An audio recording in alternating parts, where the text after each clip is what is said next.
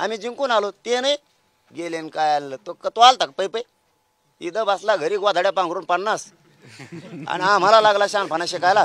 आम्ही काकडीत कुकडीत पोरं तिथं आणखीन पोर रस्त्यानं चलत येत इतकं लांब लिहिलंय ते. मग ते लिहूस तर तिथं मांडणं कचा कचा तू हो म्हणणं काय मांडायचं काय आता मजबूत होईल ना आमच्याकडे. आम्ही खंबीर आहेत सामान्य मराठी. फक्त हे वरचे जे आहेत ना थोडे आमचे काही ते हे थोडे 10-5-50 जण जे आहेत ना हे आरडाओरडा करायला लावते त्यांना याच्यापेक्षा इकडं आरडाओरडा करण्यापेक्षा तिथं हरकती मागितल्या तिथं म्हणणं मांडा ना तुमचं समाजाच्या बाजूला. समाजाला साथ मिळेल ना तुमची. तुम्ही आमचे आहेत ना, कशाला सोशल मीडियावर आणि त्याच्यावर लिहून तुम्ही गैरसमज पसरे जा. मराठ्यांना महाराष्ट्रातल्या माझी विनंती, हे गैरसमज पसरायला लागलेत. याच्यापेक्षा यांना मराठा समाजाने असं आव्हान करा, मी पण केलं विनंतीपूर्वक, की तुम्ही लय हुशार आहेत ना, तुमचं म्हणणं तिथं मांडण कायदा मजबूत करू लागा.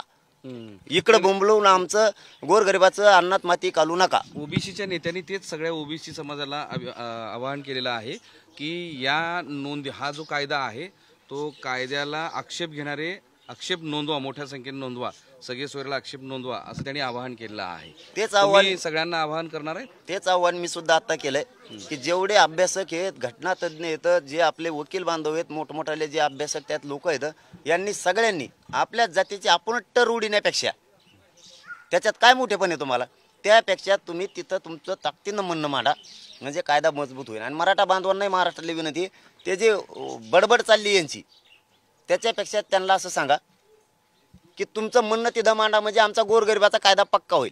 इकडं काय याला सोशल मीडियावर तुमची हुशारी दाखविता, तिथं करा की मायबाप बना नाही गोरगरिबाचे. इकडं हुशारी दाखवून इथं रात भरली येते त्याच्यावर इतकं लांब लिहिलंय ते. मग ते लिहूस तर तिथं मांडणं कचा कचा तू हो म्हणणं काय मांडायचं काय आता मजबूत होईल ना आमच्याकडे.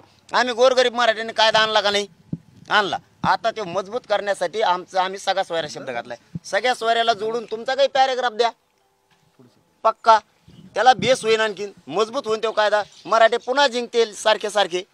आम्ही जिंकून आलो, ते नाही गेले न काय आलं. तो आलता का पै इथं बसला घरी गोधाड्या पांघरून 50 आणि आम्हाला लागला शहाणपणा शिकायला. आम्ही काकडीत कुकडीत पोरं तिथं आणखीन पोर रस्त्यानं चलत येत. रात्री काल मी माजलगावला गेलो, मला कमीत कमी 200-250 गाड्या भेटल्यात. ते म्हणले आम्ही दमाने मुक्काम करत आलो. हे श्रेय नाही कळत का तुम्हाला? शहाणपणा असल्यासारखा लिहितात त्याच्यावर काही बी.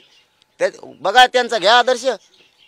ते बैठका घेऊन सुद्धा हरकती विरोधात मांडण्यासाठी सज्ज झालेत. तुम्ही सोशल मीडियाला सज्ज झालात काय? तुम्ही तिथं सज्ज व्हा सगळे. महाराष्ट्रातल्या मराठ्यांना विनंती, यांना सांगा, मी पण विनंती करून सांगितलं की तुमचं काय ज्ञान आहे ना तिथं वापरा, कायदा मजबूत होईल. इकडे सोशल मीडियावर वापरून वाटोळं करू नका आणि अन्नात माती घालू नका.